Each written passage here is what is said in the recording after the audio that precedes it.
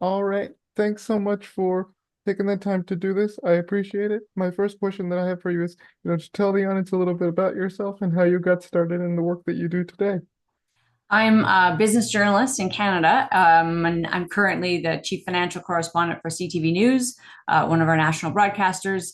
And I've been a business journalist since I was about 25, but got into it quite accidentally. I thought I was going to be an architect. So my undergrad degree was in architecture, but I graduated and sort of knew I shouldn't do that. I wasn't going to be very good at it. And the first job I took in order to just pay some bills was at a newspaper, and it kind of turned me on to journalism. So one thing kind of led to another.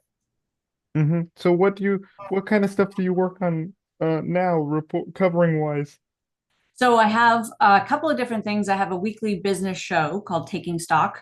It's basically designed to be a one-stop summary of the week in business news in half an hour. So it airs on Friday and then over the weekend, and it's on multiple channels across the company that I work for. So it's on the broadcast platforms. It's on the radio platform. It's a podcast. I separately host a podcast called Wonk, which is a public policy. It's produced by the Public Policy Forum, so it's not business so much as policy oriented. And then I contribute to the broadcaster, to CTV News and its other platforms on kind of any big breaking business stories. So I'll do sort of commentary around big stories that we're seeing and following. hmm So, but was business kind of like your main beat that you felt comfortable with? Because different reporters have different sort of styles or different beats for Sure. how they want to cover certain news. So, like, was business the case for you? Was it something that you were like, oh, this is something I could do?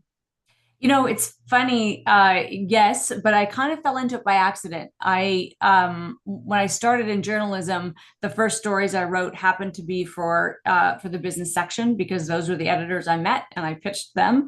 And the first business story, the first big business story I worked on, the eye opener for me, to be honest, was understanding that the stories are all in the numbers and the numbers are all about people. So, like a balance sheet is just a treasure trove of human stories, if you know how to look at it. And that kind of light bulb went off, and I thought that's cool because not a lot of people see that, and a lot of people feel bored or uninterested by business. So, if you can get yourself excited about it, there's actually a really interesting path and a bunch of stories to follow. And so that was sort of my early start. To be honest, I wasn't, I didn't read the business section of the paper before I started working at one. I wasn't like a business person. It's just I learned as I went, got more educated about it, and became more and more interested in it. Because at the end of the day, business is, of course, the heart of everything we're all doing. It's what's keeping everything moving and going. So I was fascinated from the beginning, but I wasn't necessarily knowledgeable from the beginning. hmm And you also said you work in public policy. So what kinds of public policy are you talking about? So the Public Policy Forum is itself kind of focused on broad policies that affect mostly Canada, and sort of how we regulate ourselves here, how we're going to govern different aspects of our society. I've personally been interested in policy for years because to me, where business and politics intersect is actually the most interesting part of the world. And for a long time, I hosted a show with somebody who'd be familiar to Americans, a guy named Kevin O'Leary, who went on to be a shark. But he started on television with me on a show called Squeeze Play. And we used to debate. And it was really at that kind of intersection of policy and business. And a lot of really interesting things happen where those two things meet. So I've been interested in it really going back to, I guess that was the early 2000s. So, but how does policy and business intertwine, if you will? I mean, the most interesting things, of course, is treating them like silos is dangerous because everything that we want to do, make, sell, create, which is business is all about, right, creating new things, services, products. It needs to live inside a policy envelope. It needs to exist in ways that work for humans. And so one can inform the other. When you're getting it right, they can work together. But they certainly aren't separate worlds, and you need to understand both. I've actually been shocked in my career to find that the most senior people in the world of business often don't spend a lot of time with the most senior people in the world of politics. I think it's changing a little bit. I mean, it's not true in the US right now because, of course, you've got like the tech bros are in the White House every day. But in my career, that's been the case where people really have stuck in their lane, and the truth is they matter a lot to one another. And for the rest of us, for citizens, getting both of those pieces right is hugely important. You don't want business to just operate on its own, and you don't want policymakers not to understand how the economy and businesses are functioning and what they need either. What have you learned in doing this kind of work? Just working not only in the business part of it, but also the public policy aspect of it. I mean, the most important thing I've learned, if I'm honest, is everybody has a story. Everybody is interesting. And truthfully, the really kind of life-changing thing for me is everybody knows something I don't. So it doesn't really matter who I'm talking to, where they come from, what their sort of stated knowledge level is. They have information I don't have, and I find that exciting and interesting. And so one of the perks of being a journalist is you get to go learn things every single day. It's what we do. And for me, it's been just day after day of, wow, what can I find out about? And everybody has, something. And it changed. I'm kind of a shy person. I'm a bit of an introvert. And when I figured this out, I was in my mid-20s when I started doing this. And it was like a light bulb went off where I'm like, I can talk to anybody now, because if you ask somebody about themselves, they're usually pretty happy to talk about that. They know a lot about that. And they have something you don't know and something you can learn. And that was pretty cool for me to figure that out, and actually helped me a lot in social situations.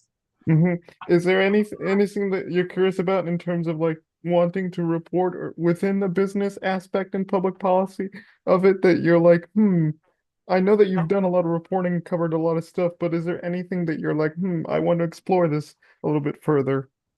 I mean, honestly, it changes. It changes all the time in terms of kind of what sort of the new thing is that I want to know more about. Right now, I think all of us need to be spending more time understanding artificial intelligence and how it's unfolding and who's in charge of it, how it's not being regulated. I would say the same of social media algorithms.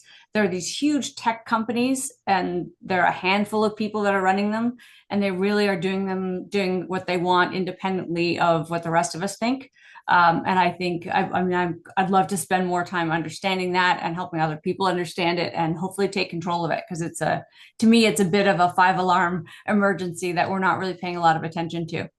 Yeah, because with the AI stuff, there's a lot of good and bad. Because I was watching videos yesterday, and they were talking about how oftentimes, oh, AI is bad because if you use that to write papers and stuff, that's not good. Whereas the other side of it, you're like, oh, this AI can actually help guide me towards, figuring how to go about this assignment. So it's two conflicting ideas, I guess. I think that's totally true. And you can take that. I mean, that's interesting, right? Because those two conflicting thoughts, which are so hard for us to really accept as humans, is true at the highest level. Like AI could cure cancer. It could cure all disabilities. It could create a utopia for humankind, or it could render us extinct and take over, and we will disappear altogether. And that's not, that sounds crazy and sci-fi, but that's actually one thing that the people who created this stuff worry about. So both potential for amazing awesomeness and terrifying terribleness.